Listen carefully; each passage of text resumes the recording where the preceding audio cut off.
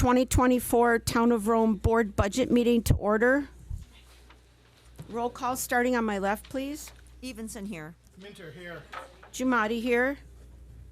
Cole here. Gabriel here. Certify the posting of the meeting, please. No problem.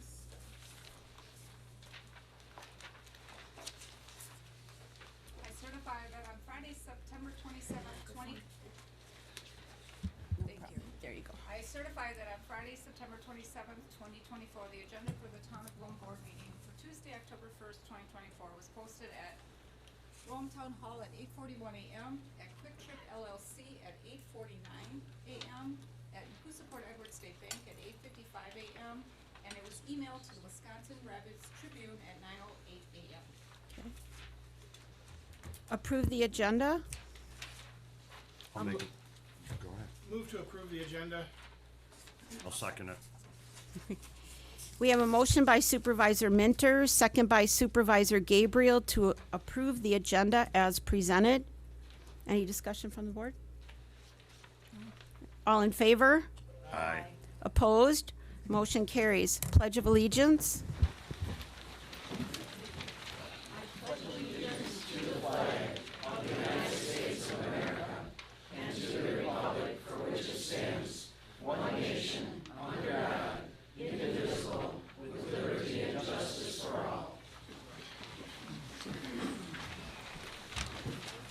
Item 6, is there anyone here this evening that wants to speak on something that's not on the agenda? We don't have any orange cards. You'll need to, did she fill out an orange card? You need to, there's an orange card around the corner that you could fill out for the item that's not on the agenda. But I Do you will, want me to do that now, but Yes. I'm gonna move on and give the opportunity? if you fill out the card, I'm gonna read this while you fill that out. Okay. So now that we have one card, orange card, I'll read number 6. Citizen comments. During the citizen comment period of the agenda, the town board welcomes comments from any town resident, not a member of the town board, on any item not on the agenda. Please know that pursuant to state law, the board cannot engage in conversation with you, but may ask you questions. The board may refer the item to staff, a standing committee, or a future board agenda for discussion and action. Each person wishing to speak will have up to 3 minutes to speak. This is regarding orange cards. Speakers are asked to submit a card to the clerk providing their name, address, and topic for discussion. Item 6A addresses the board will also take comment from the public on agenda items as called by the chair, but not during citizen comment. Please note that once the board begins discussion on an agenda item, no further comment will be allowed from the public on that issue. For tonight's meeting, again, this is a town board meeting where we will be made aware of what is being proposed by town staff. Nothing from the town stated that the transfer site is closing, nor that we were going to full curbside pickup. Please be mindful that this is a town board budget meeting where we will conduct our business orderly using Robert's Rules of Order. We will learn more on the options staff is presenting as a solution for a part of the solid waste 2025 budget. There is apparently something we need to do, or this wouldn't be coming to the town board again for discussion as part of our budget planning. All of us are here to listen, to learn, and understand the facts. The staff will provide the town board with an updated overview of the situation and background they need to, so staff and town board will engage in dialogue first. Then we will accept comments from the public. The statement on our meeting agenda states, as called by the chair in 6A, was adopted 2 chairpersons ago, which became town policy and now appears on every agenda.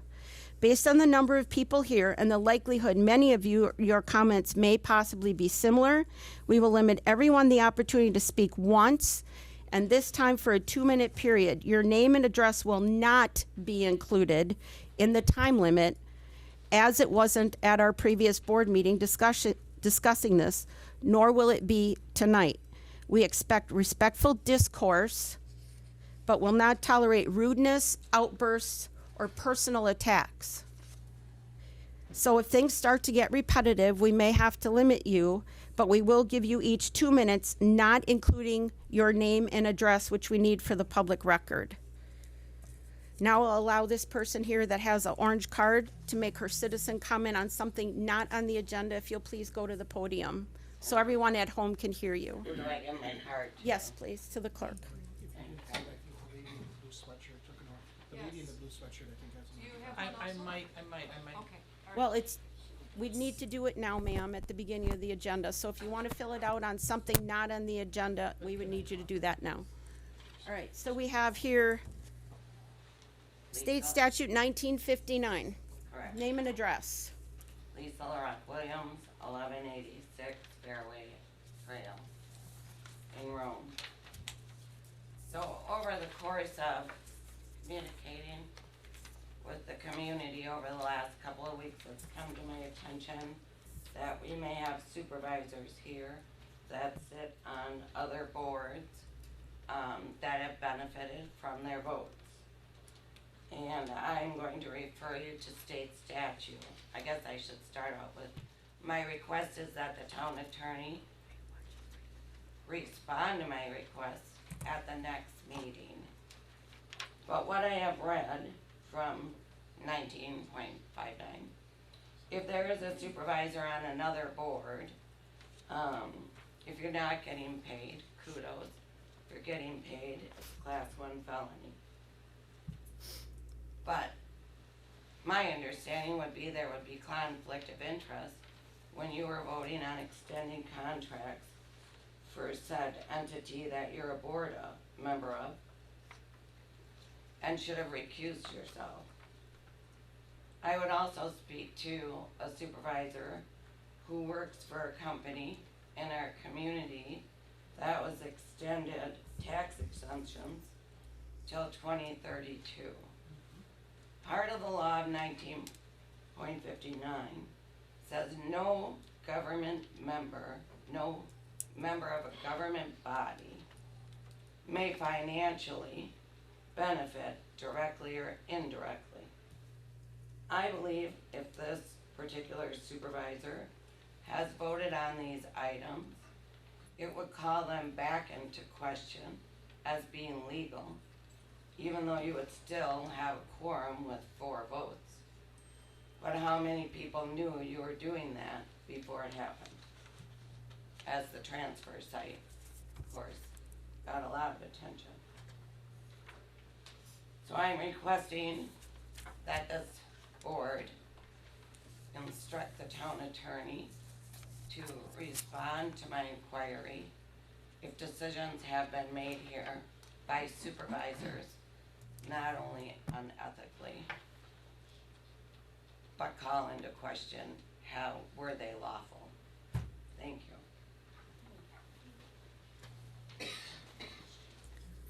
you. Moving on, discussion and possible action on the following items. Oh, you didn't? I'm sorry, I forgot to go back to, you don't? Okay, thank you. Discussion and possible action on the following items. I also have a memo from staff. The Rome Town Board has the solid waste budget as an agenda item tonight. Nothing in the budget calls for closing or reducing hours of the transfer site or limiting services. Curbside will not be offered or mandated through the town of Rome. If a resident is interested in curbside pickup, the town of Rome has information from private contractors at an estimated cost of $30 to $40 per month, depending on your location. The discussions tonight will focus on needed updates at the transfer site to ensure resident and staff safety. All right, number 7, discussion and possible action. Brad, you can start with your opening statement, please. Okay, we're gonna talk about the transfer site operational plan for 2025. So everyone remembers at the previous meeting, there was an option 2, which was a hybrid option for both curbside and the transfer site Do you have a mic? to remain open. You might have to go to the podium. Kinda hard to hear you back here. Do you have that other microphone that we could possibly use so they can hear you even better, or is that, okay, that one? Okay. You could come, yeah, I can make room for you up here.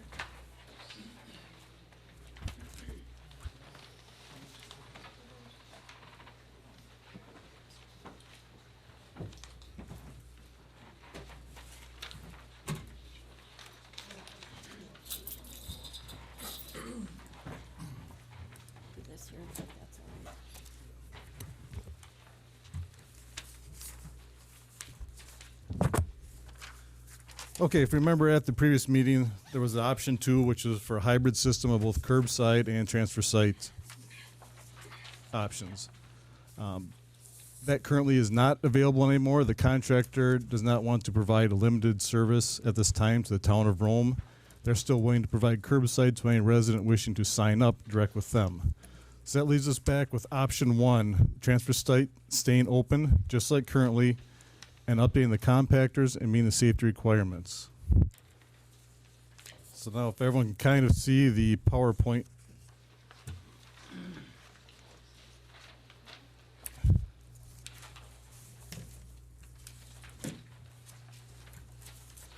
Hours of operation will stay open as existing. New compacting equipment will be purchased, appropriate staff levels to operate the equipment, and a staff member to check loads at the guard station as people are pulling in. Cost for the new equipment, 2 compactors and the receiver, $57,273.92. 1 extra receiver, $8,500, that then on the busy weekends, the town staff could unhook one of the full ones and slide a empty receiver onto the compactor. Power connection to upgrade to 3-phase, $30,000, and this is just an estimate this time because they're still working on getting prices in from contractor. Tough and kind of a short notice here. 4 sets of stairs that will have access for both sides of the stairs instead of just one side like currently. Estimated at $40,000. Once again, still working on getting some prices on that. And option of fencing from the brush pile or north of the brush pile to the current fence that is up by Apache Avenue. And once again, this is just a budget estimate of $77,500. We'd have to work on getting some final numbers once we know what the exact measurements would be on this. So the total equipment costs $217,273.92. Employee costs. We'll have 1 gate attendant / crew leader, 2 compactor operators, 1 at each compactor, an office attendant, which will also be in the area of the recycle bins, and then a roamer, a person that will be monitoring the construction waste, scrap metal, brush and leaf pile, those extra areas.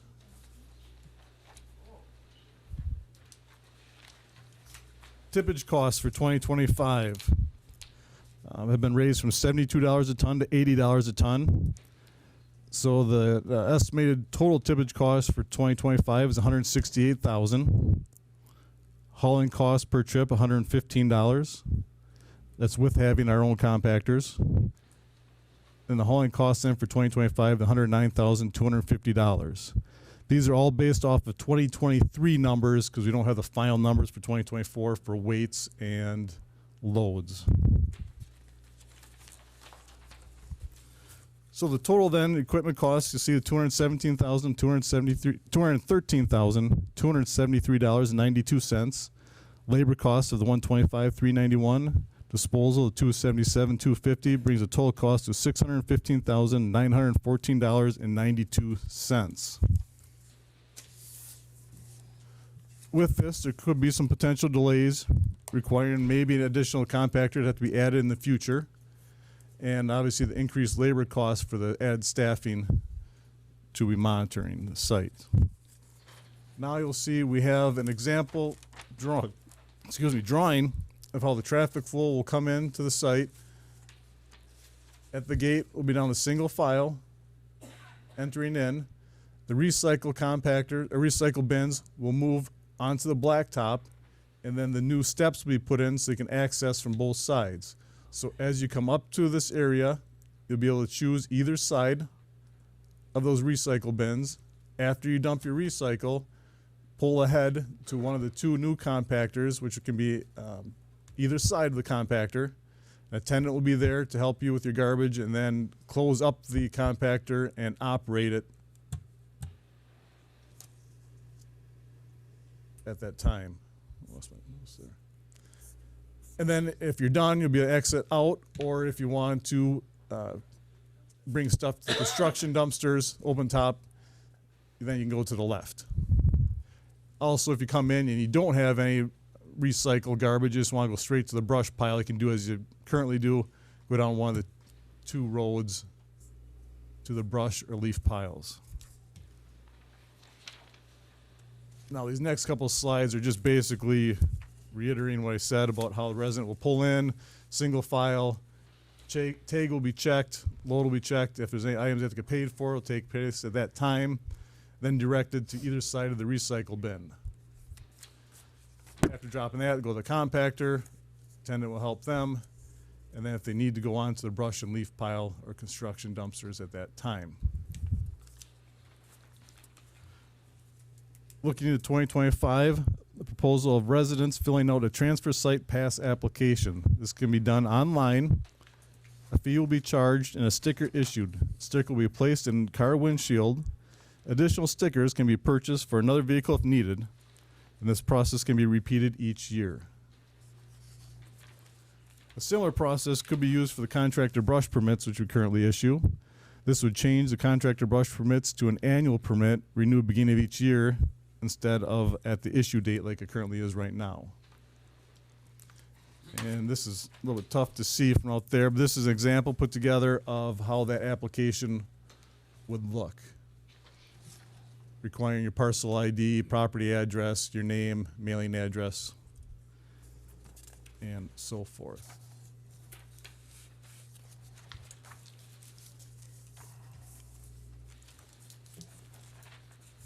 So with that, the staff, we've been going over things, and the recommendation would be to purchase the 2 compactors and then the 3 receivers, upgrade the power to 3-phase,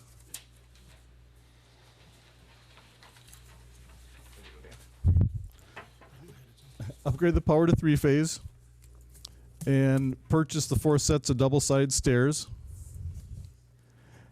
and then to approve any asphalt or concrete work that might need to be needed after upgrading the power. At this time, hold off on installing the new fence and placing some no trespassing signs around the property. Cost for this would be $150,773.92. With the realized prices being estimates at this time because of contractors trying to get a hold of them in less than a week here, looking to have authorized to do this work not to exceed $165,773.92. At this time, if anyone on the board has any questions. I have one question. Would it make sense to purchase 4 receivers rather than 3, thinking about some of the busy summer weekends? Or do we not really ever fill up more than 3 total things now? On the couple busy weekends, the holiday weekends, we can get more of the open tops from the contractor that hauls them out and just have those for those special days.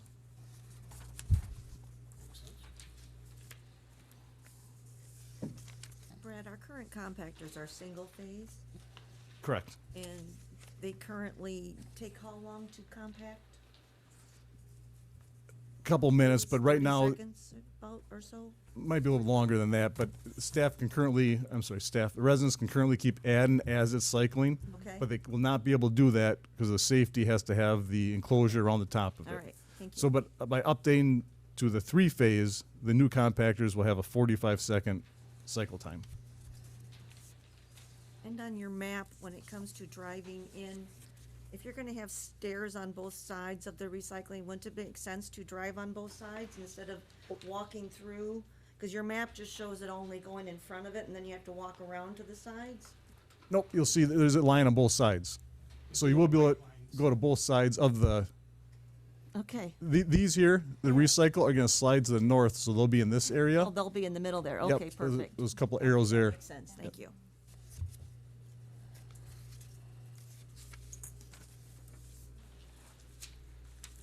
I had 2 questions. One, when you talk about the fencing being optional, it was suggested to us that we have a fence on a portion of the property. When you say it's from the brush pile On the south end to the gate that's on the north end, it would just be one side then, is what you're saying would be 77.5? No, it'll go around 4 sides, but it won't go all the way to the south end of the property up against the dog park. It would just go as far south as actually where the black dirt pile is right now. So the south end is basically buffered by the dog park and that hill of Yeah, brush and everything else, and, the fence would come through right about this area here, so there's enough room. okay. All right. Thank you on that one. And then when you talked about the, transfer site, tippage fees and hauling costs, you said, you did say those are estimated based on 2022 2023. or 23? So we are really taking that based on the numbers we have for this year with no anticipation of what it could potentially be in 2025 with more residents or increased traffic. So these are like a baseline number in our budget. Yeah, based off of how many loads were hauled in 2023 and how many tons. And, okay. Who currently hauls? Baziner Trucking. That's the only ones that haul from Rome to Adams? Yes, that we have. Okay. And did you ever, We have a contract with them. okay. Yes. All right. To clarify that, the county hauled the garbage before and their price was $100 a trip more than what's in the quote before you tonight. Okay. Do you have any questions on this end? No, it seems to me, we're keeping the transfer site open, the existing hours. We're adding new equipment. We're respecting the safety concerns. We're improving the stairs, which are currently not in very good shape. We're adding staff. We're making sure that everybody using it is an authorized user of the transfer site. So I think we pretty much addressed all the things that were wanted by people. I would ask about contractors using the site and having it only for residents and not for commercial businesses, if that's a consideration. Looking at like short-term rental units and other businesses that are using the site. If there's any way to look at that, or if you did look at it, and what maybe your thoughts were on that.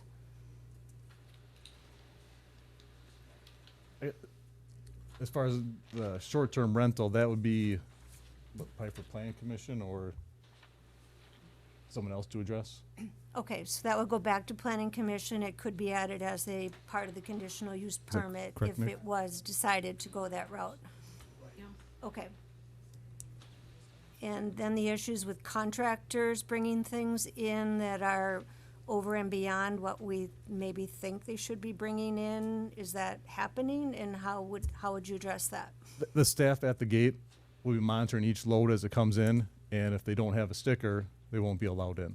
Okay, so you have one sticker for a car. We haven't talked about what this fee would be, so that's gonna be a question. And if you have 2 vehicles and you want 2 stickers, you can purchase a second sticker, but it has to be attached to your windshield. You can't take it off and give it to somebody you know. So currently, that's what can be done with our tags, so that would eliminate that happening. Yes, it'll be similar to a park Okay. sticker. Okay. So if I could piggyback just quickly on Supervisor Cole's point about contractors, they're gonna be coming in then when the transfer site's open for the general public and the residents. They won't have access to the site through the gated entrance off of Apache where they can currently go through on their own anytime they need to or want to. The ones that bring solid waste would not be able to. They'd only be able to come in when we're open. Okay. Solid waste. Yeah. Brush contractors would still have access. My other question would be, with taking payments, they would be doing that at the gate with an attendant. Is it safe to think that you have a plan in place, you're gonna work towards how you're gonna collect that money so it doesn't slow things down? Yes, yeah. Okay. That would be like for furniture, stoves.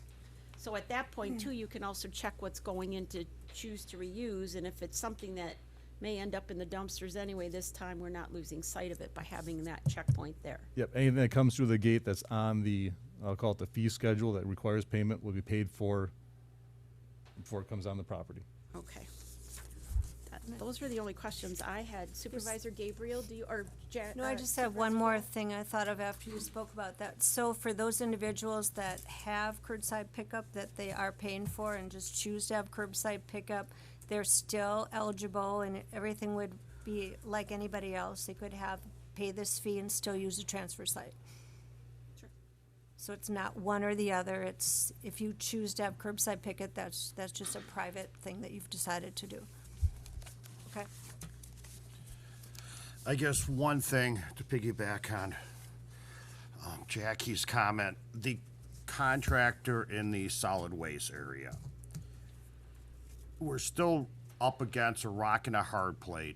You have a home or a property in Rome, and you currently have your tag, but if you're doing work and you're getting paid for it, that is no longer a Rome residence debris. That should not be allowed into the open containers. And I go there quite a bit, and there's a lot of stuff going in there from what I would call contractors using their Rome tag. Now, yes, they do have a piece of property in Rome, but if you take out your own bathroom and you put it in your own pickup truck and you take it to the landfill, yes, I believe our residents should be allowed to put it in there. But if you're going in there every week modeling somebody else's bathroom in the town of Rome and you use your tag to get rid of all your business waste, I don't know how the gate attendant, we have to make sure the gate attendant has a smooth process and not being yelled at by town of Rome residents either. So I don't know how we combat this issue, which is adding a lot to our trucking fees for the year. That's just my comment. Don't know how to solve it. What if they're not doing a remodel in the town of Rome? They just live in the Rome and they're doing a remodel in Saratoga, in Taking it, Mount Adams, and it's just cheaper to come up to Rome. I mean, do we have to set like a pickup size bed of stuff for Rome residents? You can't come with a U-Haul truck or a trailer full? I don't know the solution. And I'm not sitting here trying to tell everybody the solution. But when our system gets abused, we all pay for it. So I don't know a simple solution for you, Brad. I don't know a simple solution to the guy at the gate. Maybe limit stuff to no more than 1 yard of waste, a full pickup truck or a small trailer. And if it's more than that, then we have to implement a $30 or $40 dump fee because we're paying it just to get rid of the stuff. We're paying more than that to get rid of it on all of us. So I don't know a solution. We don't have to get the solution tonight. What we do have to do is we have to get to a solution for you to update the transfer site for the Rome residents, and maybe we can have further discussion on that as passes come about. But I think that where we're at now is a good point from where we were a week ago. So I'll shut my mouth at that point. And please, not everybody talk for a minute. Does anybody else on the board have any questions for Brad or perhaps the Yeah, administrator? One more question, not necessarily related to this specifics of this proposal, but is the thought to still have choose to reuse be open seasonally like it has been in the past in approximately the area where it is? That really hasn't, that was a topic that came up last week, but you've been concentrating on the equipment, and that piece of it, but is it still your thought and belief that we can still work it out, that choose to reuse will be able to be there? I guess I'll answer your question with a question. I think that's up to the board to decide if they want to have choose to reuse there or not. Fair enough. Fair enough. Do you think it's also fair, we've had some issues brought to our attention by some of the people that actually operate it recently, within the past couple of days, that even they question how the site is operated and used? Is it possible that we leave that for consideration, another discussion? Nobody's ever said we're closing it permanently. That was another misnomer that was put out there. I think it needs It had to be shut down, but it has to be possibly reconfigured, working with the crew that runs it. I believe that would be a good topic for a future agenda item, whether it be after budget cycle or, because they're not opening again now till spring. I think it's a good topic to have that conversation with the group that runs it and figure out a logical logistical way that choose to reuse can remain there. Because it does provide a service. I mean, I've picked up things there that I've taken back to school. My wife has picked up things that she uses for her mosaics. You know, so I think it serves a purpose. It serves the purpose of the ultimate goal why it was started, to keep things out of the landfill. But there are issues that the people that operate it themselves have even brought up. So if Brad has the winter to work through that, get in touch with them on their ideas that it may not look or operate the same, but it'll still be there. I think that's a worthy goal. All right, so we're good with that? All right, any more questions, or is there anything the administrator wants to provide? Okay, so we will allow questioning from the public again.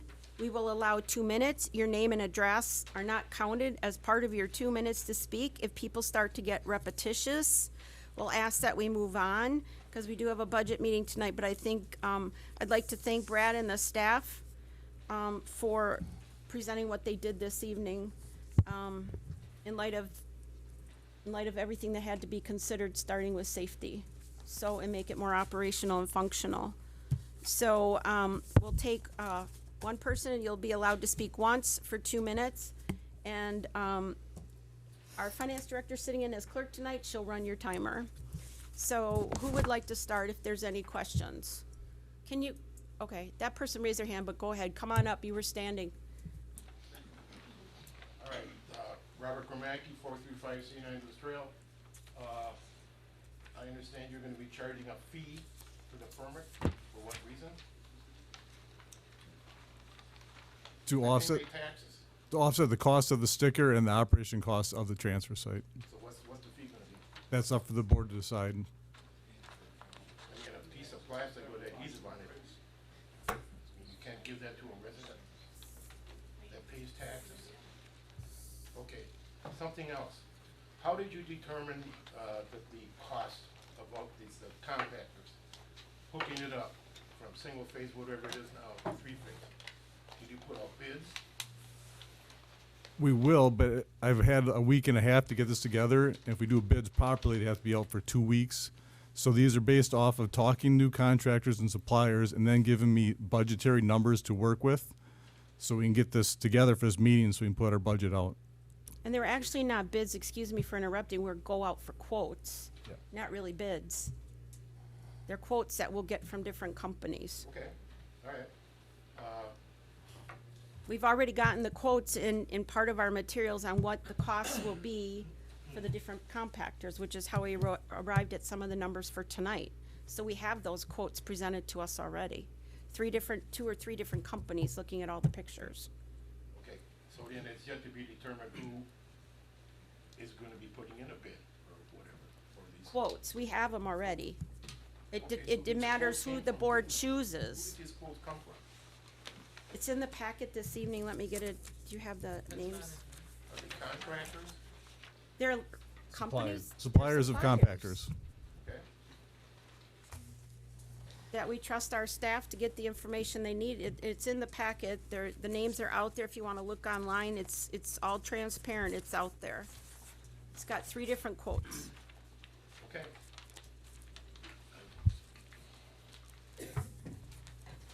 Yes, that gentleman over there had his hand up. Hi, Tom Etzel, 392 Woodbridge Way.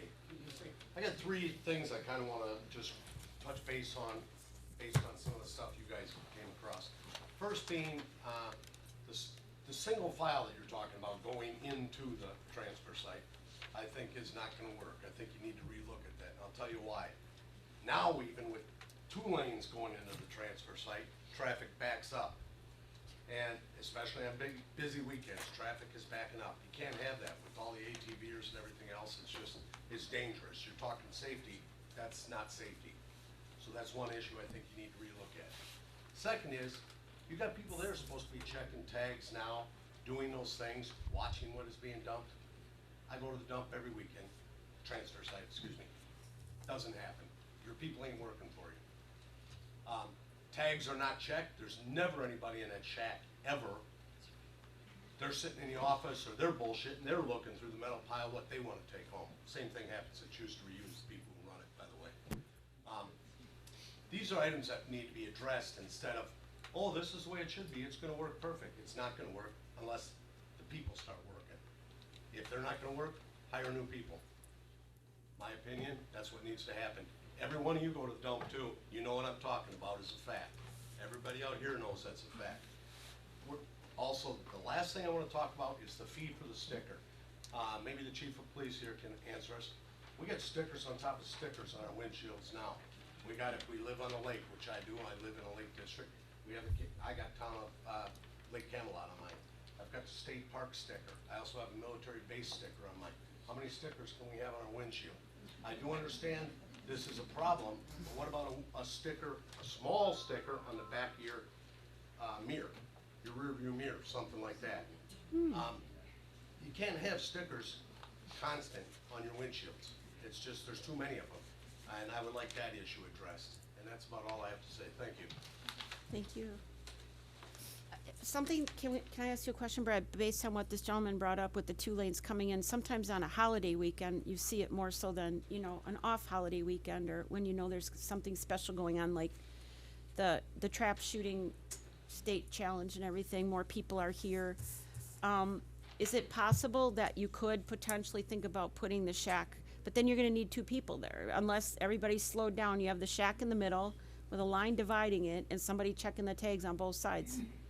Yeah, I mean, it's gonna take more, if people have to be courteous at some point and let other people in. I mean, we can't have people everywhere checking things, but what would be The your also, the response? purpose of some of the single file and slowing traffic down is there's been safety concerns, which if everyone's been out there recently in the past, being 3 rows wide here, people getting parked in, getting upset with each other, honking horns, and possibly someone getting hit. So the hope of going to single file, this person back here can also control that flow so they stay on each side and limit the risk of someone possibly getting hit and future arguments. I appreciate that, and I will state for myself personally, someone poked fun of it, and that's fine, that's up to you, but we were rear-ended in front of those recyclable bins, and they missed crushing my husband by about 2 feet. So it's not funny, and it does happen, and it happened to us. It was an elderly gentleman that really could not see and likely shouldn't have been driving anymore, but it happens. Can I just ask yes. one question regarding the traffic flow? Is that on possible, or is that on a live feed on the website, the transfer site, so that if a person wanted to look at that and see, is this a good time to go, not a good time to go? You know, because if everybody tries to go at 1 o'clock on Sunday, it's obviously a problem on their way out of town. But if you could kind of look at that and be like, all right, looks like a good time to go. I don't know if Unless this would, everybody does it at the same. I know, I I'm don't just know if it saying, would but work or not, but it's I'm an idea, though. thinking it's something.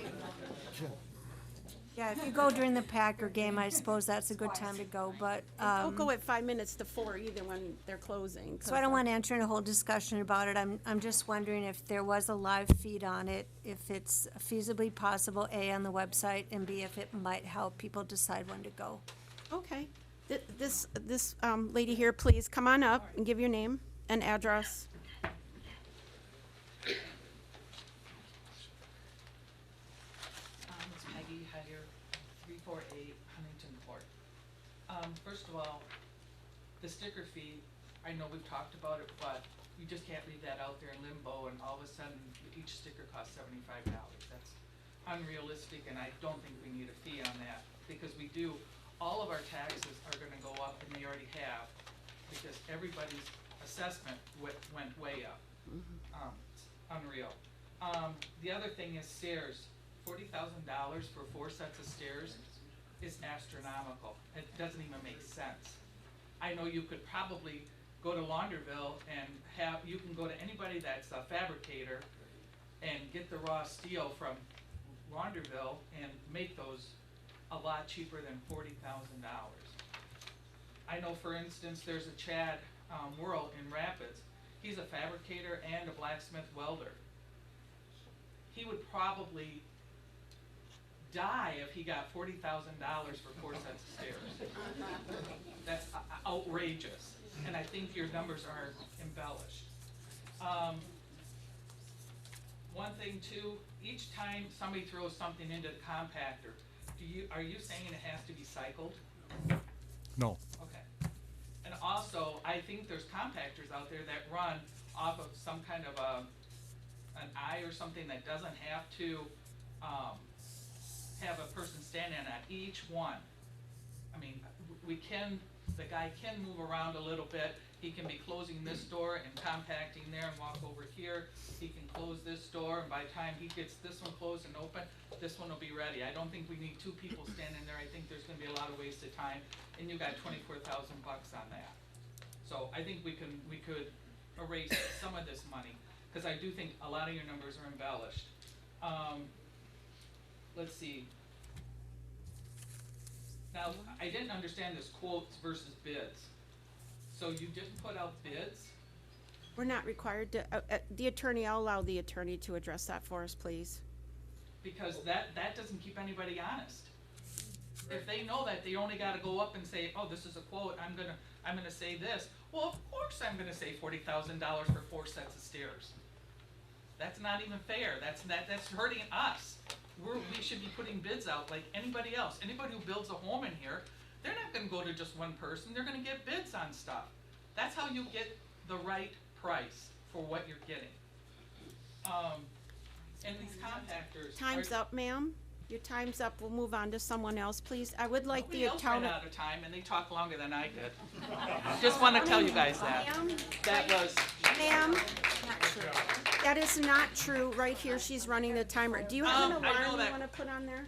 So people can hear the alarm? It did go on. All If I right. can just respond to that 40,000, it's an estimate because this was told a week ago, trying to get a contractor to come out and get stuff. So I threw a number in there. It's gonna rather be on the high side and come in lower than be low and then come in high with it. So we will be talking to various people to have this done.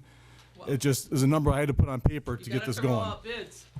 I don't think we should just assume that he marked up the numbers to screw everybody, and I'll leave it at that. Attorney Flanagan, could you please address the difference between a bid and a quote? Sure.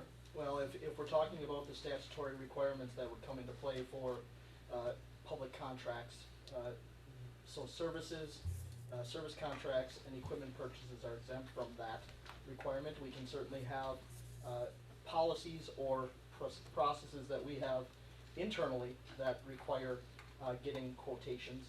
I would say that the term that you're using, Madam Chair, with proposals or quotes, I would call it maybe estimates at this point for Brad Correct. to put an estimate together and present that. But from our Public Works Director, it sounds like we intend to put it out for proposals and quotes before we move forward with the project. The only other area that we would probably have to bid on, depending on the price of it, would be the concrete and paving. May need to actually go for an actual bid. Yeah. And lowest responsible bidder. Lowest responsible bidder like we do for roads. Correct. Thank you. That's just what I said. Madam Chair. It's, yes. So to address the comment about the fees for the stickers, I think it's important that as residents, we all remember, we have X number of dollars that are available to fund new money in the budget every year.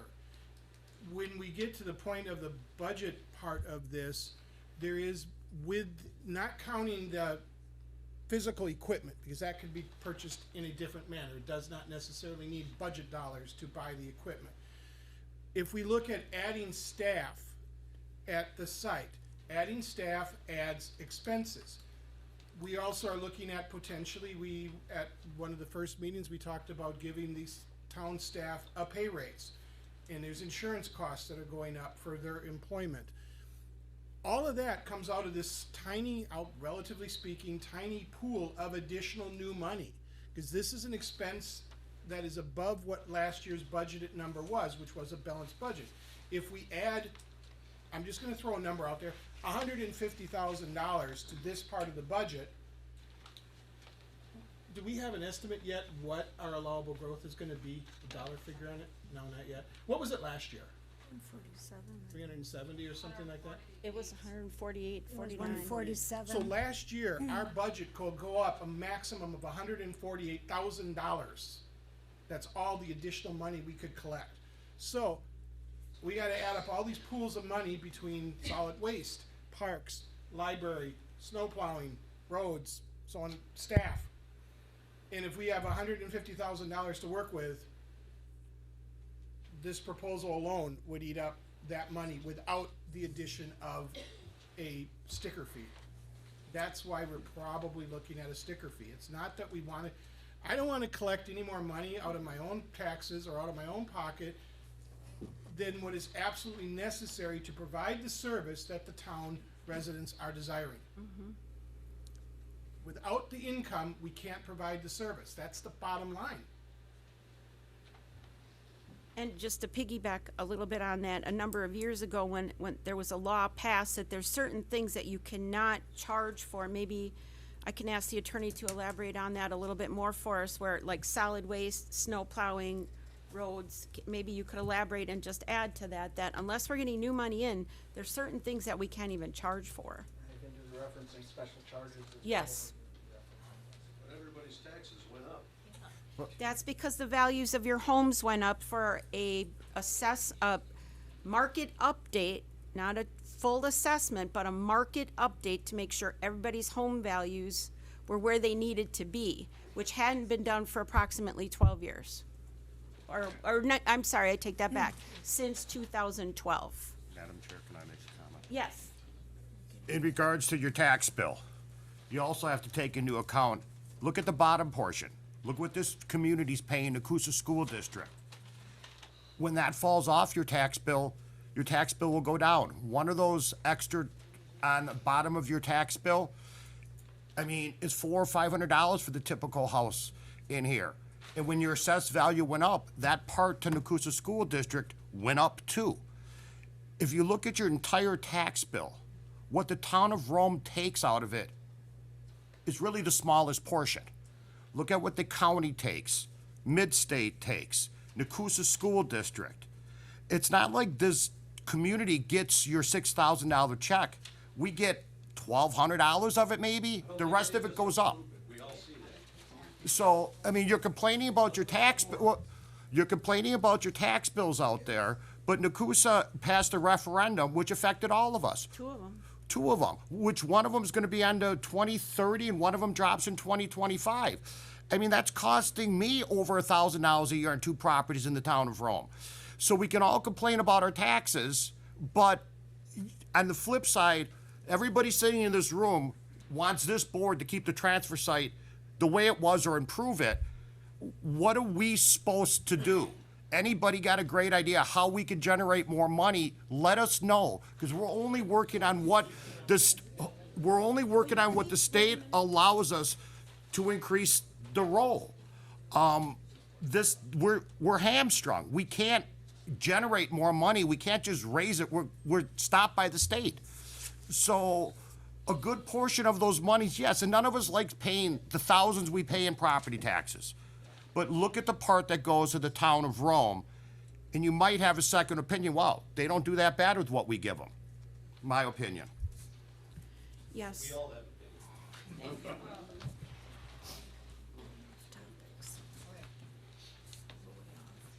Okay, Brad, buckle up, because I'm gonna use my 2 minutes for my questions for you. We need your name and address first, Lisa please. LaRock Williams, 1186 Fairway Trail. My first question is, you quoted $167,000 roughly for signs until you get fencing. So it's a 2-part question. Why do you need more fencing? And why would we waste $167,000 on signs until the fencing is done? As we're talking about fees. My next question would be your tip fees that you discussed that you were estimating based on 2023.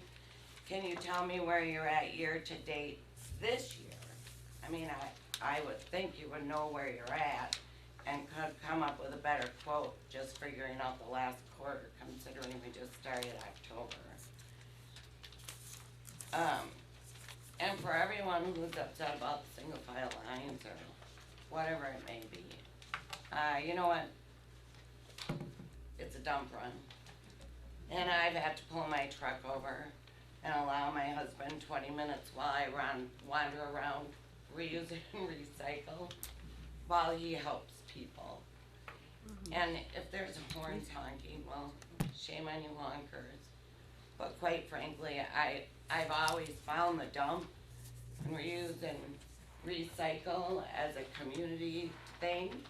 And we always stop at our local bar for our drunk run, Bloody Mary, and so I guess if some out-of-towners are impatient, well, I would ignore them, because I think for the community, we all know what it means. Thank you. I believe it's stated at the bottom here, your recommendation from staff. Oh, yes, ma'am. Was that we would authorize a certain amount holding off on the fencing and place no trespassing signs around the property, not doing both or one or the other. So that was on what you had already presented to us.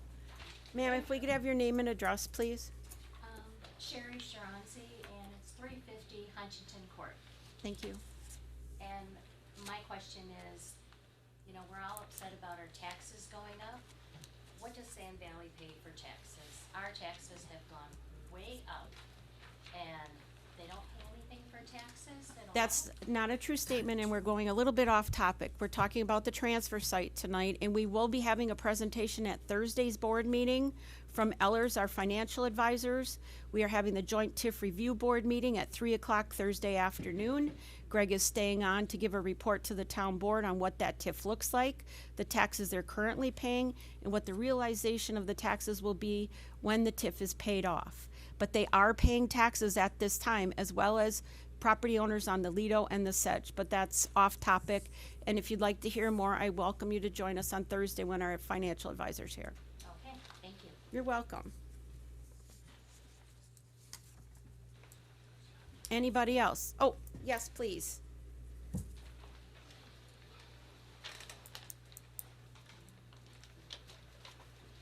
Janicki from 1476 Romowitz Drive. I think this is a very good idea that this is taken care of now, because I do see the congestion in the transfer site when we go. And I think that the stairs accessing the recycle from both sides is gonna take care of a lot of that traffic jam in there, because people just come in and just park wherever, and it's just chaos at the recycle area. Once you get up to the compactor area, that seems to go quite smooth, I think. And what I'm seeing is that with the three-phase system, yes, that is very expensive to get installed. We just had a three-phase put in at one of our locations for work, and it was ridiculously expensive, and it took forever to get it done also, so that's another thing that's probably gonna be lengthened out. But is there a way that you could put in that three-phase system and just have one compactor installed, see how it goes, and then if everything's great, then just leave it at one compactor, save the town money, and then later on, put the other compactor in if this is an issue. Or if the town ends up multiplying and getting bigger, we might need it eventually someday, so the three-phase system, I think, should be adequate to run two compactors. That's basically all I have. Thank you, Teresa. Did you want to comment on that, or just save it for future reference to discuss? Yeah, we can discuss that future. Yeah. Okay. Mr. Betts? Brian Betts, 1021 Chester Court. I had emailed all of you on the board and Brad, and just wondering if there is any way to automate with a photo eye or a collecting bin to reduce your labor costs, because your labor costs are going to be extremely high over the longevity of this, having two people having to man those things. And I don't know if you've done any research or anything on that eliminates the manpower there, so that we can have a dumpster or a bin that goes into, and it falls into the compactor, and that automatically cycles. Thank you. Thank you. The ones with the bins and the hoppers are intended for being loaded with the end loader or skid steer, where you are in a large transfer site where you dump it on the ground, loader picks up and dumps in, where you have no people by it. And even the conveyor system, that would still require a lot of guarding, so people can't stick their hands in. The added cost of that, I don't see really has a benefit, because you have to have all these safety precautions in place for that too. Anyone else? Yes, please, in the back. And then we'll call on you next, ma'am. I saw you hand up next. Couple things. Has anybody ever checked into federal grants or monies that way coming in for changing all this over? Just a question. And my other question was, we have a lot of traffic from contractors coming there. Did anybody ever think of doing anything to change that where there are not so many, or they've got a different way of coming in? Because they're coming in when our transfer site is open, and by sitting there and watching, they're tight. We can't have them coming in on the road because they're too heavy. So they come in the contractor's gate, and if we're gonna have people backed up, is that gonna create conflict? Glenn, can you give your name and address for the Oh, record? Glenn Janicki, 1476 Plum Woods. Just food for thought.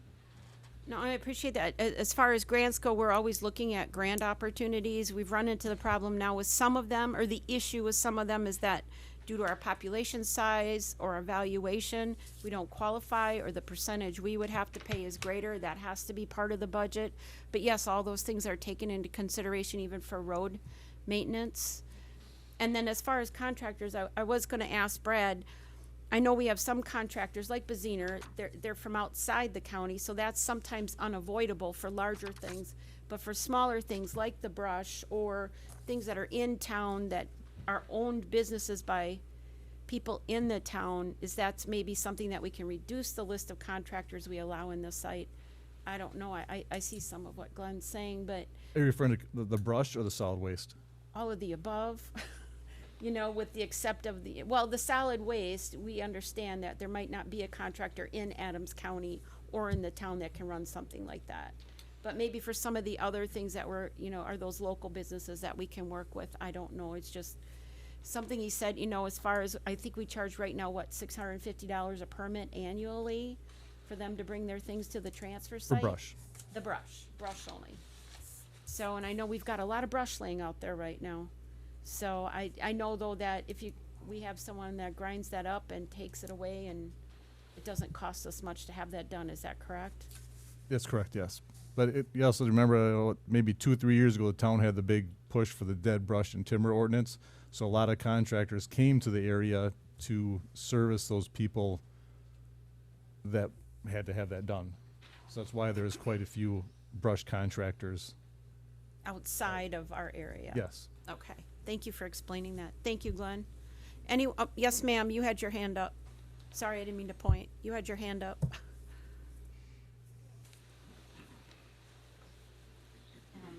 Kimberly Carlson, 1006 Silver Street.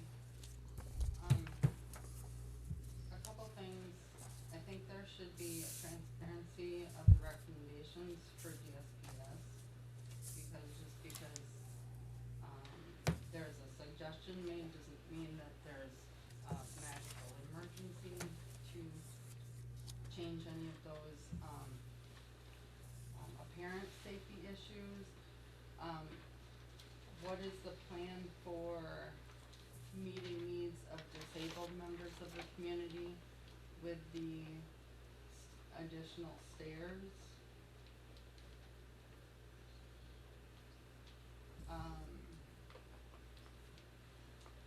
How much are the contractors being charged to drop their waste in because a one-time fee is not adequate? The fee per sticker, that's a little bit much, and oftentimes I myself, I have multiple stickers that are required on my car, and sometimes I'm with somebody else and bring my tag along, and so I would not have a tag on my vehicle if I'm riding with somebody else that I brought my garbage along with me. if the fence was not needed before, if the fence was, suggested before, but apparently it's not needed now. And we've only generally had one lane open for the dumpster anyway, almost always. And short-term rental properties are already paid properties of the town of Rome. So I Your don't time know. is up, ma'am, but thank you very much. We made note of your comments. Was there anything you wanted to address, or? As far as the handicap, there really are no additional stairs because they still have to currently use stairs to get to the recycle bins. As far as the one-time fee for the or contractors, we discussed that and would look at that. And we've talked about tags, but we haven't set a price on those yet. For the windows or whatever. Or what they're even gonna look like. Okay. Anyone else? Yes, sir.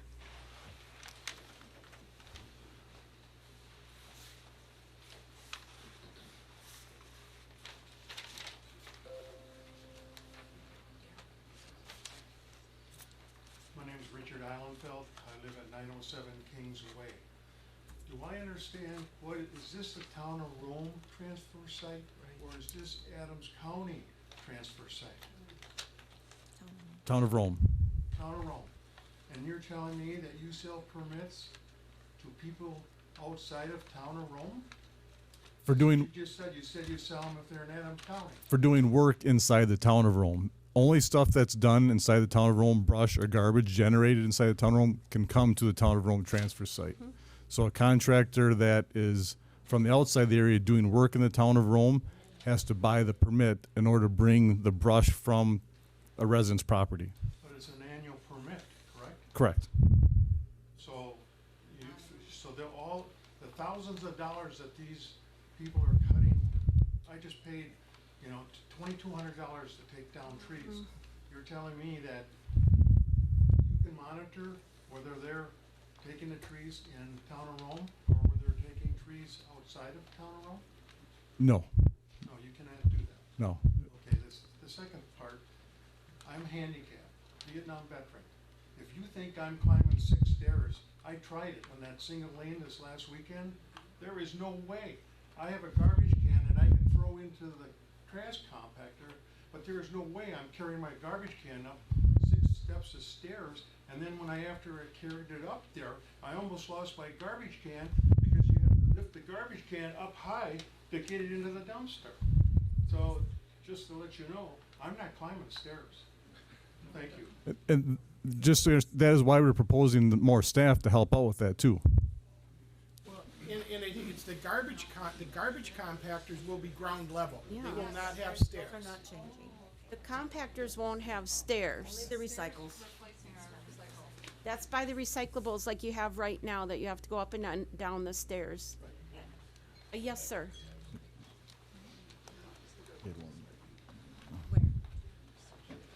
Okay. Yeah, my name's Mike Bowen, 847 Kingsway. I like the idea of the 2 compactors driving up on both sides. Now the question I have is, have we reached out to other municipalities and networked what they're doing? That's correct. The reason I bring this up is, like, before we moved up here, I came from Greendale. They have 2 compactors like that. They built driving ramps. You can take your car right up to the height of the compactor. It's got a railing there. They have one guy operating both compactors in a shack, sitting looking at both of them. You get out of your car, take it out of your trunk, car, whatever, take your dumpster, dump it over a rail, and you drive away. I don't know what the level of these are. They had one for the garbage and one for recycle. It's commingled. 2 lanes going. It's pretty much nonstop. Not only does that take care of Americans with Disabilities Act that we just talked about, no stairs involved. You get out of your car, dump it over the rail, you drive away. Food for thought. What town did you say that was? Town of Greendale? Greendale. That's in Milwaukee County, right? County. That's Milwaukee County, so, yeah. But it's still OSHA, right? Yep. Yeah. Thank you. And they did provide us a list of other, we've got a whole page of other towns, villages, I- and you- cities you they can look checked them with, up. but no, that's great. Yeah, look them up on, you can look at Google Earth, it looks pretty sweet. All right, thank you for that input. Somebody in the back over there, the back, please.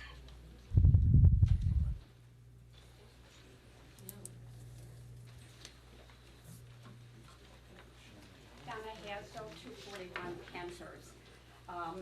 First of all, I want to say that I agree with everyone who spoke already, and I probably have less to ask because you've asked all those questions already.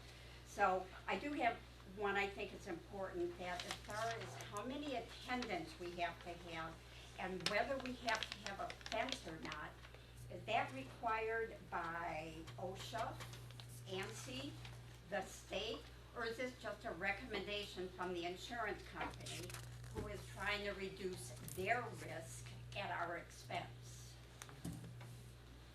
And, the single lane, you talked about that, and you mentioned at the meeting on 9/19 about, quote, rage. Well, I think single line coming in is gonna create more rage. And also, as far as the single line, are you saying that if somebody is lined up like at the first bin, we can't pull up to the next bin and unload it? You'll be able to pull out if there's an open spot, yes. There is an open spot, so it's not single lane where we have to wait for the person in front of us. No, if there's room to get around someone, there's a, Is this single lane? yes.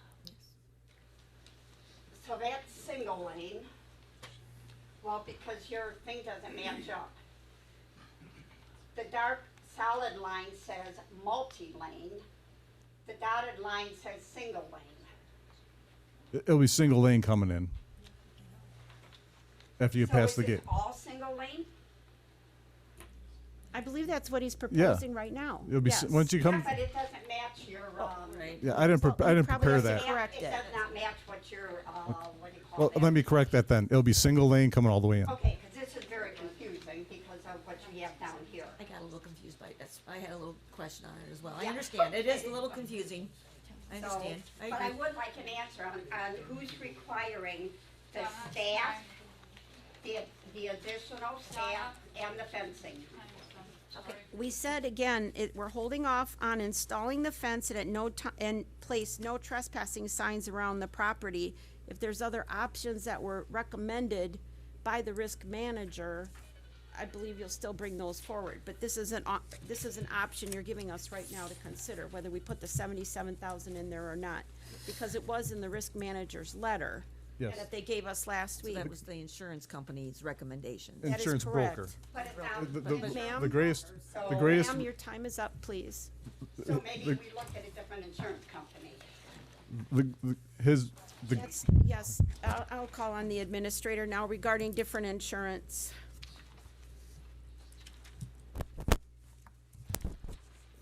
So some of the things were from our risk managers, such as the fence and other things.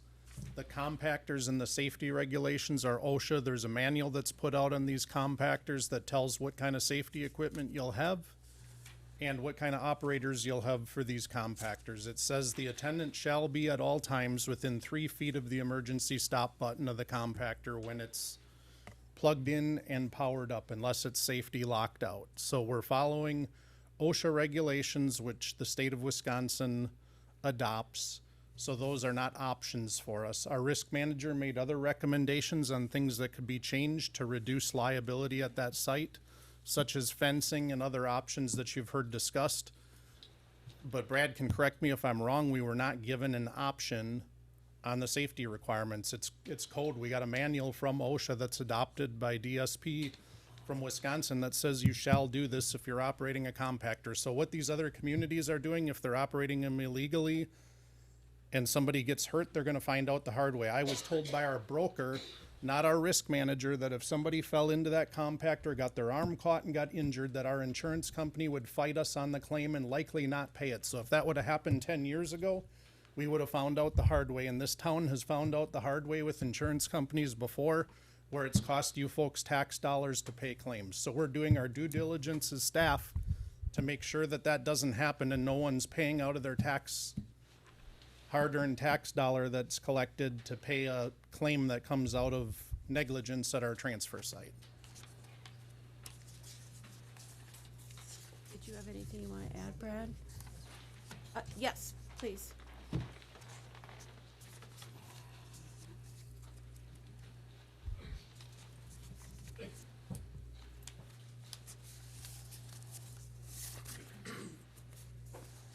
Marcia Finkston, 365 15th Avenue. I have two new questions. One, has anybody thought about when these lines are moving slow and it comes to 4 o'clock and there's a line all the way down the road, what are we going to do to deal with these people? Are we going to let them in? Are we going to shut the door and say, take your garbage home? It's something that logistically we need to believe that this is, I believe, going to happen. And that kind of bothers me. Also, I'm concerned about the fees. You've talked about them. I'm assuming the fees will be the same for everyone, whether they're come 2 weekends a year or whether they are a full-time resident. And I'm concerned that if the fees get too high, the people who are not here full-time won't pay them and will start throwing their garbage and trash in the woods again, which has been done here. So I'm concerned about the level of the fees. Thank you. Thank you. All right. Anybody else? Otherwise, I think we've been going, okay, yes, sir.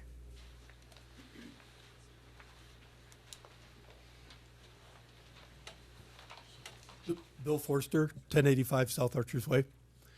I think the drawing you have here is going to be a nice improvement with being able to go on both sides.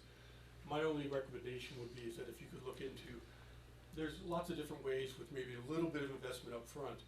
You could get it so one operator, if both compactors are working at the same time, you could get it to where one operator can be the supervisor of both of those and still meet OSHA requirements. And in doing so, that little investment might save you a lot of labor down the road. Okay, so that's the only thing I'd recommend. But I think with access to both sides of these, you're going to have much better flow than you have right now, and that should be better with today's volume, even if you do have a single point of entry. If you're going to say, I'm going to check every tag, that's your first stop point anyway, and that's the new thing you want to do, so you got to do that, and you need signal for that. So. Thank you. Did you have anything you wanted to add on the, did you, Jason? We'll take a few more, but we've been going now for about an hour at this, so, and we do have a budget meeting, but yes, sir, please, come on up.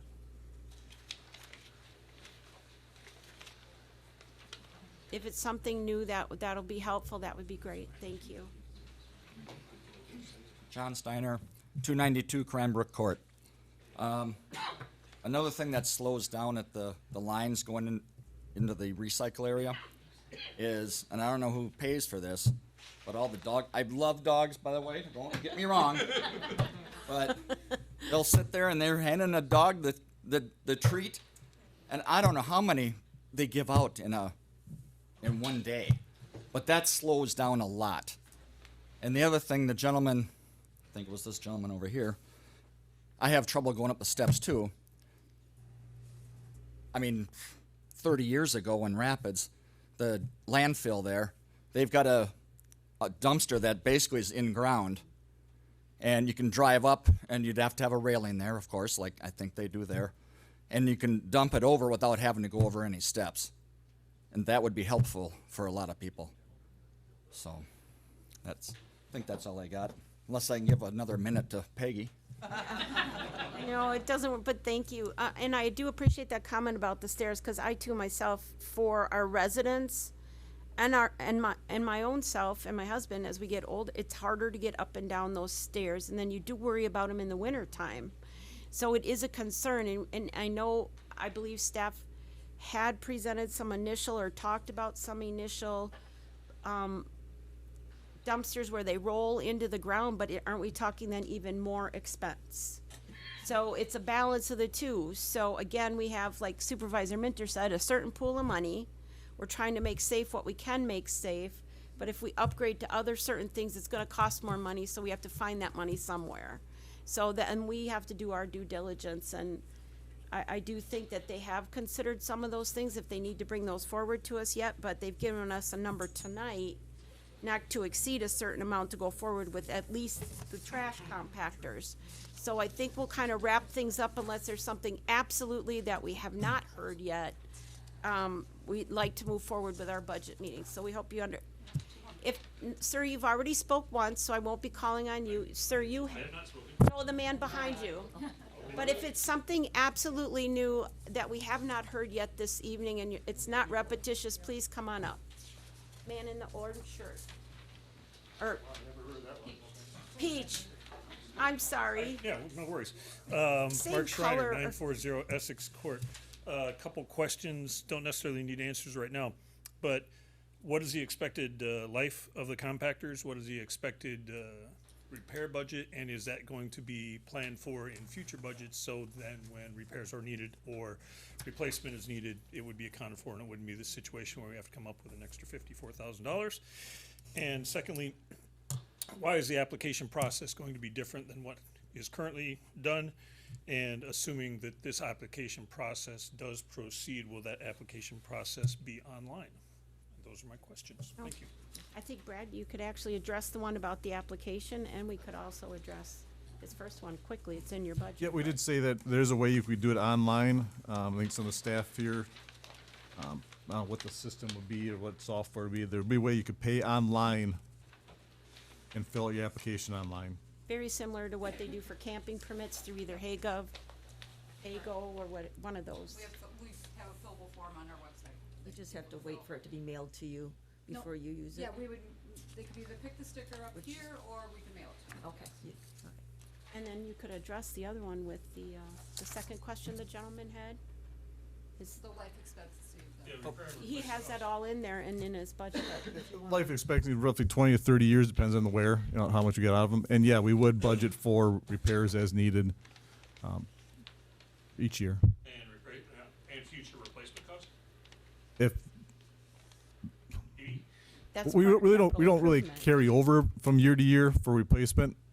So if the replacement needs to be, it comes out that specific year's budget. There isn't a rolling pool of money that carries from one year to the next. I think there was one more gentleman I can call in that hasn't asked a question yet in the wild turkey. No, sir, you've already been called on and spoke, but this gentleman here. You changed your mind? Okay. All right.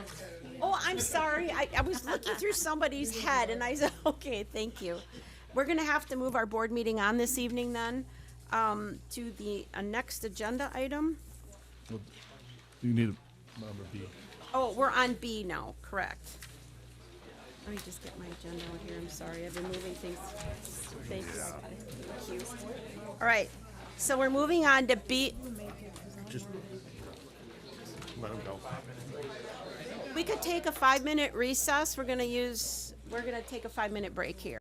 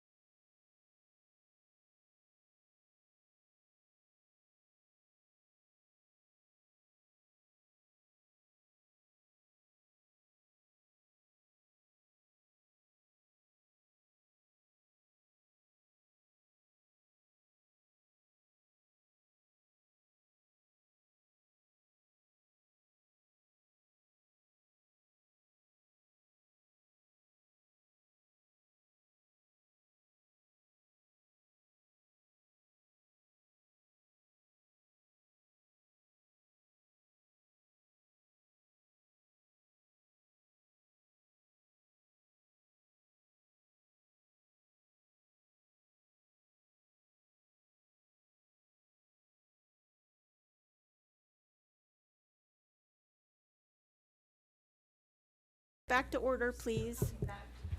You can move in, Marcia, if you want to. Otherwise, if you're comfortable there, you can stay. All right. So we'll call it back to order after a short recess. Item 7B, authorize the purchase and installation of compactors at the transfer site. Brad, did you have anything you wanted to add, or did you want to go off your sheet with your recommendation to staff with the work not to exceed a certain amount? I've got nothing else to add. Okay. Ready for a motion. All right, so is the board ready to have a motion on the compactor portion of the transfer site? Are you, I'm not quite yet, I got a question. Okay. Are you, I mean, I'm guessing that you're relatively confident in most of your pricing on here, because particularly as relates to the compactors and receivers. You know, the stairs, you haven't had time to really look at, but you said you estimated high. So I guess, are you relatively confident that, and will you still be, are you still going to seek multiple quotes, like from like 2 or 3 compactor manufacturers? Yes, actually, 3 have been contacted. I received 2 so far. So I'm far. still waiting on the 3rd. And how did the 2 that you received, were they relative, I mean, They're right in similar here. equipment, similar pricing? They're in our I pack. know, but I couldn't figure out, I only found the one price. I couldn't Oh, find they're- the other The one. one is definitely cheaper. Yeah, they Okay. are. This was added came today, as 'cause part of just the came board yesterday, packet. so Oh, after you the didn't? packet was. And this is the one that was substantially less? Nope, that's once more. Oh, that's more. So the original one that's based off of the 65 is off of the cheaper of what we've gotten so far. The lesser of the 2 that we've gotten so Yes. far, okay. Okay, that answers my question. Who does, the Adams County transfer site use to purchase theirs? Those are like 30 years old. I don't know where they even got those from. So they're not up to standards either? That's probably? why we're in why we're in this process, because those are not. All right.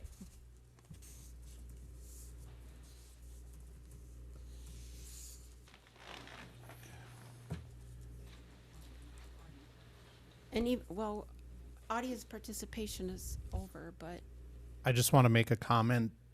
All of the parts of this project will have quotes from different vendors. There will be no favoritism. We will call in people that can do these services and get quotes for them. We didn't put out sealed bids because if we don't get any bids back, our timeline is going to be extended. And if we put a bid out for a 15 horsepower compactor and they got a 14.5, they're not going to bid because we have a bid spec saying it's got to be 15. So we've reached out to these places and are comparing the quotes that we've gotten back. We've put it out. We're looking for electric work here. That estimate came from Adams Columbia directly, said you should be able to get this work done for this amount on our site, and they don't do that work. They don't offer it. So they gave us the rough number, and we will make sure there is multiple bids to set. For those that are listening at home, we're just not picking contractors. We are getting quotes and pricing on all of the different components that are in here if this is moved forward by the board tonight.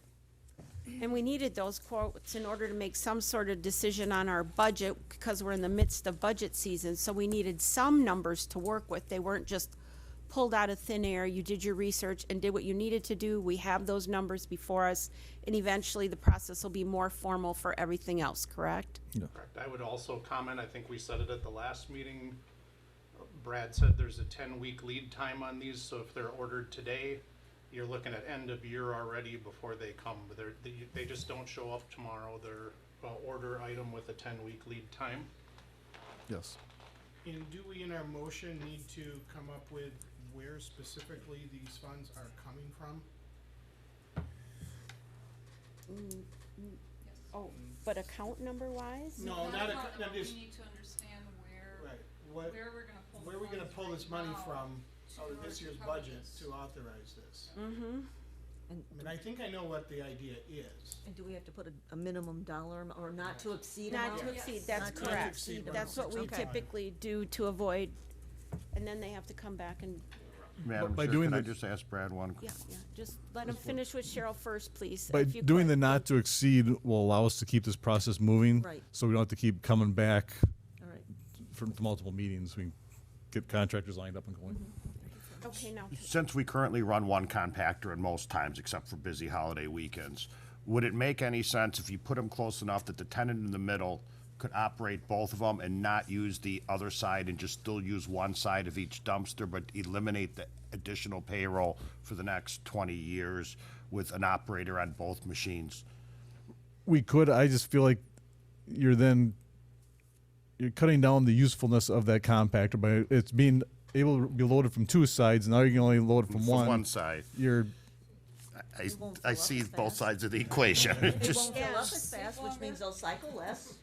but I also see where there's still some risk in running it then, correct? Because didn't they say one per machine, and they can't operate it from the building anymore? Within so many No. feet of it, so if Right. there's one person between, if, is what he's saying, is placing them close enough. Right, I understand One that. of the gentlemen said something about put the operator up on a raised platform so they could see Yeah. over the sides and, I mean, And these are all wonderful functional ideas, but I think is that something you can you can address in the interim as we layouts and additional functionality? I mean, right now, this is what you're optimally suggesting to us to adopt. Before personnel, yeah. I'll make a motion. Okay, yes, ma'am. I'm gonna make a motion that we authorize, Public Works Department to purchase an installation of compactors at the transfer site in an amount not to exceed $150,000, with the funds coming out of the money that's been set aside for the community room budget.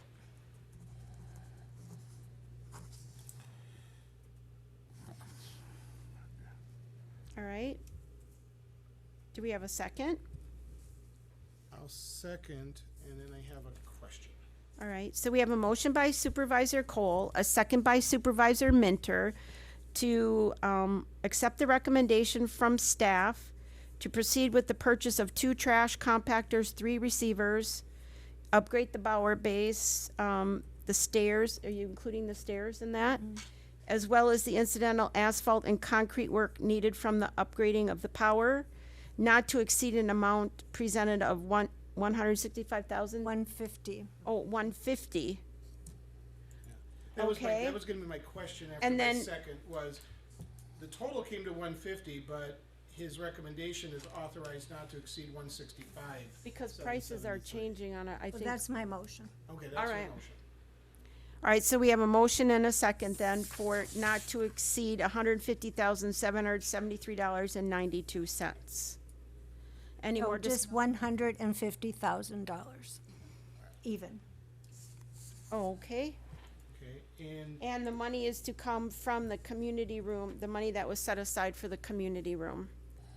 Do we have any comments or questions from any other board members or staff? just one question, so if we pass this motion with the 150, and then, obviously, I'm guessing then that if the total comes back to be more than 150, it'll have to come back to us to authorize the overage at that point in time. Yeah, that seems reasonable. I have a question for staff. Do we know what we've expended out of that 200,000 already, that there's enough to cover 150? Did you say it was minimal at this point? I mean, we have the sound system money that's going to come out of there, but the expenditures, the bills haven't come in yet, and that was under, there'd be enough funds there to cover the motion. And we had 200,000 set aside for the community room originally. Okay. So we have a motion and a second and additional clarification. Any more board discussion or questions? Yes, I have one. So if the money comes out of the community room, we're back to being square zero. We're not picking back this at anything. It's paid for, over and done? Is that's Pretty much. Could you clarify your question? I'm not sure what you're asking. Well- Yeah, I'm not sure what you're asking either. If we sorry. have the money in the community room that we're not using, then this 150,000 comes out of this year's budget that we're currently in, because the money's already been allocated for this year. And going into 2025, this project is completely paid for. This portion of the project. This portion of it.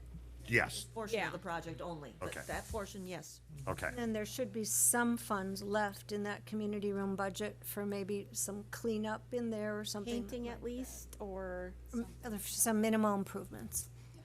all right. All right, any more questions? All right. You wanna take a roll call vote, or just all in favor? All in favor? Aye. Opposed? Motion carries. Thank you, everyone, very much. Thank you for your work, Brad. Thank you, Jason, working with him. Nick, for clarification on some of the points. Thank you, everyone.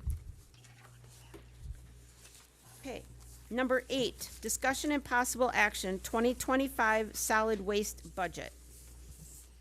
So now we get to look at the numbers. Well, I would suggest that, can we table that piece until Thursday and then update the spreadsheet with reflecting that we're not doing the fence and we've already paid for the equipment? Well, it's not on the agenda for Thursday, Okay. so that would delay I can it. say that one of the sheets here does not have any of this in there. Oh, Can you speak Okay, in here so thank you. everybody can hear you, please? yep, okay, I got it. Yeah. Okay, so we have one that says, does not So you include the have it for- upgrades. Yep, does not include the upgrades for the chancellor's site. But does the additional, okay, is the additional labor costs included? Yes, it is. Okay, so the sheet we wanna look at then is the one that does not include the upgrades, because. Correct. Okay, all right, never mind, I withdraw my question. Withdrawn. All right.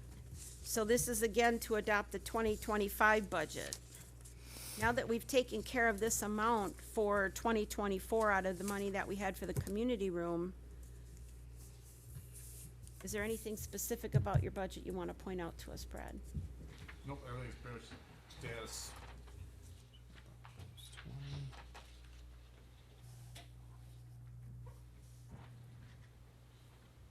Okay. And obviously, the plan in this budget then is to fund, I'll use that term, fund the additional labor costs related to the OSHA requirements with the user fees for,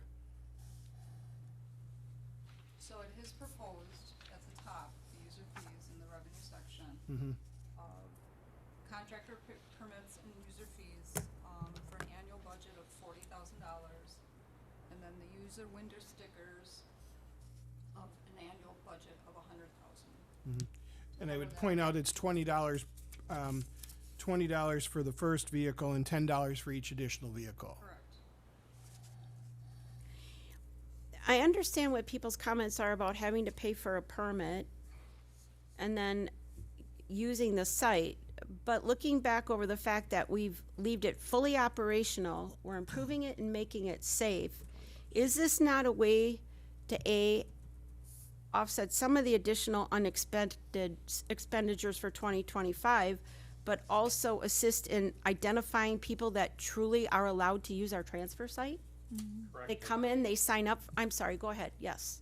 It will detract from people coming in here and saying, I want 5 stickers, and giving them to people that live up in the Rapids or Saratoga. I have had my police officers follow vehicles that have the town of Rome tag into this county from the north.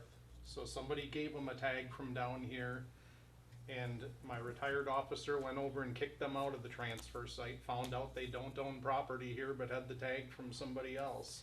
If we get a new tag every year under this program, and if our residents have to pay a small fee, they'll be less likely to hand them out to other people that wanna use the site, is some of staff's thoughts on it, if there's a fee involved and it's not just free. Is there a way to reduce Say it again, Cheryl. is there a way to reduce the residence fee and up the contractor fee? I just think that the contractors need to pay more, and I think our residents need to pay less. Do you have an idea of what it's hard to get it down to the nth degree, but do you have an idea that would cover the cost of staff running the optional program, taking the permits online? But I see what you're saying, less for people that already live here. 10 but- and 5 for additional or something, but 20 and 10 seems a lot, especially for people who have 2 vehicles. It's $10 I'm just saying as comparable, it's $10 to get a license for your dog. It's $10 for, how much is it for a camping permit? We 20? kinda just went the boat landing Yeah. fee that the county sets is 20 and 10. Yeah. If you want 2 of them, it's 30 for 2. So you went by example then of what, and what about the list of communities you gave us? I mean, what are some of them? They're charging per bag, they're charging by weight, they're charging by everything. Yeah. I see some of what Supervisor Evenson is saying, but on the other hand, this is pretty nominal, but everything's going up, so it's just really a bad place to be in right now to have, you know, but it is what it is too, and this is one way of ensuring that the right people are using our transfer site and the wrong stuff isn't coming in here. Does somebody have? Did I see on that application form when I skimmed it at the bottom, didn't it say something about as a resident, if you were found to be sharing your tag or your decal with someone else, that your usage, you'd be suspended from using? It says a sticker may be mailed to address provided. Sticker will be visible in the vehicle windshield. Additional stickers can be purchased. Trash and recyclables generated in Rome only. That's just briefly. Any infractions, including not following directions from site attendants, may result in suspension of pass. Here, did you want to see it more? Or? No, I remember Okay. reading it. So Okay. that would include if you, I mean, just had that on your car and you just let your friend who lives over in Saratoga use your car and drive in, or is it impossible to prevent that sort of thing from happening? That would be really tough That to would be monitor, hard because if how's it that is guy on at the the gate gonna vehicle. know if that person, Right. they're gonna see the sticker. I they're get gonna- that, but it would maybe help from the current tag, because it's not as easy To share. to just give someone the tag, You which know, on I the- think probably does happen.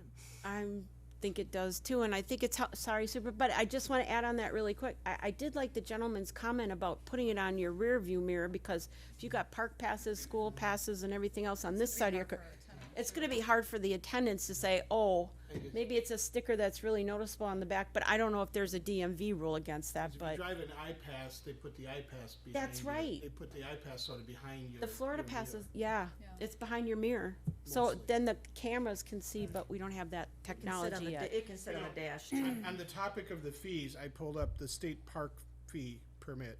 And annual fee for a Wisconsin resident is $28 for the first vehicle and $15.50 for the second vehicle. So if we're 20 and 10, we're charging less than what you charge to get into a state park. It doesn't really, to me, those don't really, those are. No, they don't. No. Because you go back It to the seems- thing that. It seems reasonable in my Right. mind. That's what he's saying, is it's I think we're trying to reasonable. bend over to try to come up with a reason to justify the amount, where it's sort of like you're going to choose an amount, and I think people are going to be unhappy paying $1, $5, $10, $20, so. Their taxes. I mean, and that's all, I mean, dollars impact people differently. Yes. And so when you choose the dollar amount, that's going to be a result of it. So I don't think there's a perfect dollar amount. To me, $20 sounds reasonable, but I'm perfectly understand that someone else might say, well, that's ridiculous. It doesn't cost that much to make a sticker. So you just have to pick an amount and. But it does take staff time to It's- fill out the Yes. applications, It mail takes the staff stick, it to costs us monitor the stamps. compact. No, I'm not. No, I know you agreeing aren't. with that, but. But to make I it, think people we at can home sit here all understand. night trying to decide on if the amount is whatever the amount is. I move we approve the 2025 solid waste budget as presented in the option that does not include the upgrades to the transfer site, which have been funded out of the 2024 budget. I'll second it for discussion. All So right, we have a let me just, Yeah. let me just read it Oh, sure, back, I'm please. sorry. Sure, that's okay.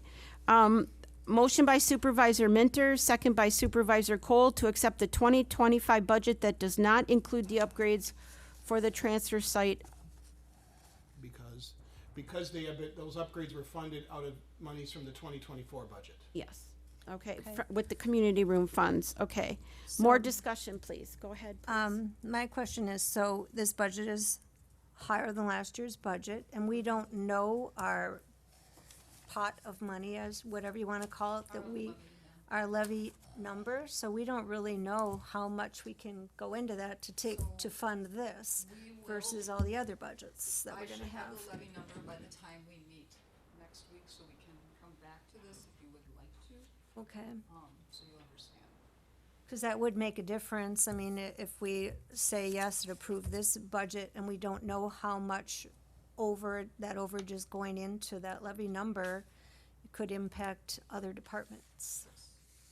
So with that comment in mind, then Supervisor Cole's comment, if we wait until you get the levy worksheet completed and we know what our percentage of net new growth is and how that'll impact this budget, does it hurt your process continuing on with the rest of the budget if this isn't approved tonight, but we already know they're gonna make the upgrades? Correct. That was part of this process tonight. Okay. I can go forward. Well, then, with that in mind, as long as we're in discussion, we can always have the motions withdrawn, but as long as we're in discussion on the budget, does anybody have any questions about this budget as it's presented right now that you want them to take back for the next meeting? Was there anything that stood out to you? I guess, can we assume that everything you've listed here, you haven't kind of estimated, or I don't want to say inflated, that's a bad word, but kind of wishful thinking? There's nothing on here that's kind of a bell and whistle, because we're really going to have to look at anything like that, given these other expenses. These are all just required numbers. Okay. And what I see is the largest increase is really technically, staff wages and health benefits, which are, and that's not even that substantial for, let's see, well, wages and benefits, yes. That's our largest impact. Tippage is going up too. And tippage. So everything is, there are a couple decreases, I see. Yeah. One for, yeah. Brad, can I ask one? On your sheet here, solid waste user fees, in 2024, we got 45, in 2025, we got 140. What is the user fees? Is that, So it's the contractor permits, which is the line underneath it. The two Gotcha. lines underneath it add up to that. thank you.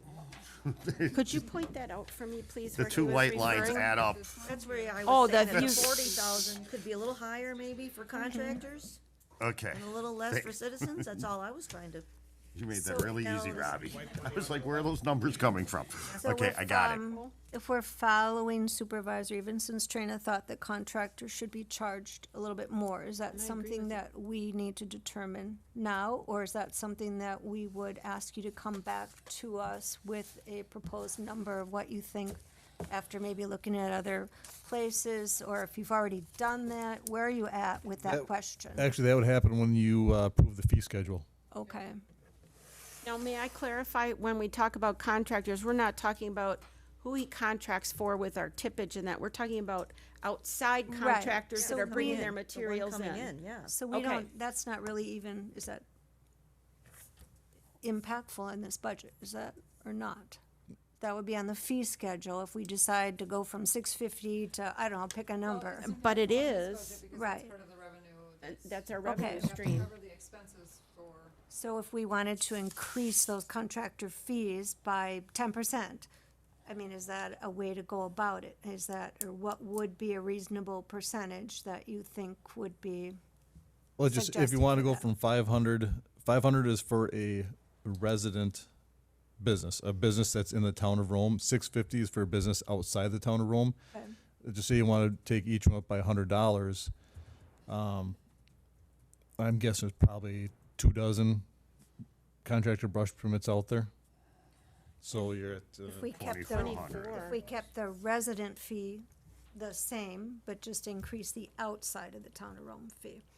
then let's just say you half them at you're 12 at another $100. $1,200. We'll make Does the the outside administrator have any 200, we comments get you wanna back to make on 24 again. contractors, or There aren't that many contractors, is what you're saying, that use it? Them up to 1,000. The brush, there's maybe like 24. What about solid waste? There's only one. And that's the problem, that too many people are using it and don't have that permit. So let's look at the hope would be by having better enforcement at the gate, our tippage is going to go down and our hauling's going to go down too. But how can we guess that right now? Right. We can't put a number to that. yeah. That's true. So we have a motion and a second on the floor to adopt it without the upgrades for the transfer site, which we previously approved this evening. but we've had discussion on the stickers and contractor fees. Do we want to have them come back with something more specific? I know $1 is $1 to some people, and some people that might mean very little. Others, it could mean the difference of using it or not. I don't know. I think most people are more, wanting to make sure that their neighborhoods and subdivisions stay clean.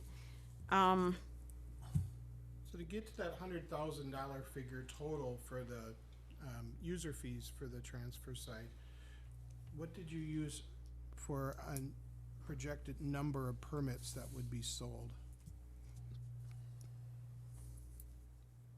I believe it was 3,500 times the 20, So that's a rough That's guess. only So 70. and then the $10 for the additional. Oh, so you're figuring Yeah. probably, each household would probably Probably get get two. two cars. Two cars, And then you okay. have the additional third for the quad. So you would charge another $10 if they have a ATV, UTV type situation that they're bringing Any their. additional, so you get one and then your next additional would be Wherever they decide, whichever one they decide to use it use. for. Yeah. Okay. I'm still comfortable going ahead with it because it's still in the end, when we get this all put together, we can still come back and we still come back and revisit all That's these true. spreadsheets Okay. at the That's final true. time. This just lets them say, okay, let's put this into the final draft form in the budget book Yes. as is. Yep. And then if we have to tweak it, if we find out we're not getting as much money as we think we're gonna be able to get, or we're having to spend more money in some other area that we didn't think about. And we have 'Cause done I know, that. like ambulances is going Sure, up it's not the $40,000 final. next So year. then with that in mind, I'd be ready to go ahead and vote on it. Okay, everybody else, any more questions or comments? Okay, then. Again, the motion was by Supervisor Coles, second by Supervisor Minter to adopt the 2025 budget. Me motion, her second. Oh, I'm sorry. Other way around then. That doesn't include the upgrades for the transfer site, and this particular budget will likely take a second look at when more definite numbers come in. All right, all in favor? Aye. Aye. Opposed? Motion carries. Thank you, everyone, again. Yeah, I got this one. Alrighty. Now, item number 9, discussion and possible action, approval of the Walden Park signs on County Highway D, east and west of 9th Avenue as recommended by the Parks and Rec Committee. Did you wanna open this up, Supervisor Minter, Sure. to just introduce So, anything, or? At the recent Park and Rec Committee meeting, we revisited our, this decision from April when the road sign that we were going to request for the directional sign was just gonna say Walden Park with an area. We wanted it to be a little more descriptive within, because we couldn't put logos or pictures on these signs per DOT rules. So we decided to revisit and have the sign be what you see in your packet, where it says Walden Park kayak area with an arrow pointing in the appropriate direction. That way, that's about all we can do, is you can't put too many words on the sign. They're only about, is it, Brad, are they 30 inches wide, 30 inches? I think it was 15 by 30. 15 by 30, so it'd be a rectangle, not a square like you see here. Right. But we only got 30 inches of space to put those words on, so we couldn't go with Walden Park kayak rental and launch. That's too many letters. Yeah. So we went Walden Park kayak area. And you lose people, they're gonna stop reading at kayak area and ignore the arrow and go the wrong way, so. And probably people from, as much as we like Walden Park, the people from outside the area, then we're interested in, where can I launch my kayak? They wanna see kayak area, they don't care that it's Walden Park, although they should care it's Walden Park. All right, then. Does All that right. mean you're ready to make a Yes, I'll motion make on a your motion. sign? I move that the town board approve the installation of the Walden Park kayak area signs on County Highway D, east and west of 9th Avenue. I'll second. We have a motion by Supervisor Minter, a second by Supervisor Evenson for the approval of the Walden Park signs on County Highway D, east and west of 9th Avenue as recommended by Parks and Rec Committee. Any more discussion? All in favor? Aye. Opposed? Motion carries. Item number 10, discussion and possible action, approval of a temporary Class B retailer's license for the Tri-Norris Ski Club to sell fermented malt beverages and wine at their Colorama event at 1001 County Road O on October 19th, 2024, from 10 a.m. to 3 p.m. I'll just ask our administrator, everything checked out with the applicant, and you assigned it that everything's A-okay. I'll make a motion to approve. A second. We have a motion by Supervisor Evenson, second by Supervisor Cole for the approval of a temporary Class B retailer's license for the Tri-North Ski Club to sell fermented malt beverages and wine at their Colorama event on October 19th from 10 to 3. Any more discussion? All in favor? Aye. Opposed? Motion carries. Dates and times for future agendas and meetings. Next agenda items. Our agenda is already out for this Thursday, October 3rd at 5 p.m. Huh? Oh, I voted on both. No, so that one is set for. Oh, that's going to planning, and then it'll come here. On Tuesday, Okay. and I can go into the ordinance reasons for that, but it's on plan commission and then we'll. I'm good, I'm good. I understand it now. It's gotta go there first and then comes up here. Got it. that's a town sign versus a, yeah, okay. All Can we right. just confirm when the next budget meeting is? It's Thursday, October 10th at 5 p.m.? Okay. Do we want to double check any of the other dates just to see if any conflicts have come up? What was the next budget meeting we had? October 23rd. What day of the week is that? Wednesday? Do you know what time that one is? Oh, At okay. 4:30. I had it at 4:30, but it's Well, 5. we were allowing for you guys. Thank you, I appreciate that. I Five, figured you're still pulling boats out of the water and he's got school, so. if we could go, so that one will also be 5 o'clock? Yes. We can That, go at 5, yep. I would prefer 5 on Okay. that one, then I can be on time and not late. Got it? So next budget will be on the 10th at 5 o'clock, then the town board at 5 o'clock on the 17th, and then a last budget meeting on the 23rd at 5 o'clock. Correct. Yeah, and don't forget to be here this Thursday at 5 o'clock for a town board No, meeting. I wasn't counting that one. That one- All right. All right, any more discussion on that? Next meeting date and time is this Thursday at 5 p.m. I'm coming off in the red eye. And thank you again to everybody who attended, those listening at home, and the town board and staff for a respectful conversation regarding the solid waste budget It was nice. and all the work that you did to prepare those numbers. Thank you. Madam Chair, Oh, are you yes. adjourning? Oh, I'm sorry. Did you have something yet? No. Oh, motion to adjourn. Meeting is. I'm sorry, we're anxious to. Otherwise, we're gonna lose a quorum and then we'll adjourn. Well, that works too. I move that we adjourn. Second. All in favor? All right. Opposed? Go home.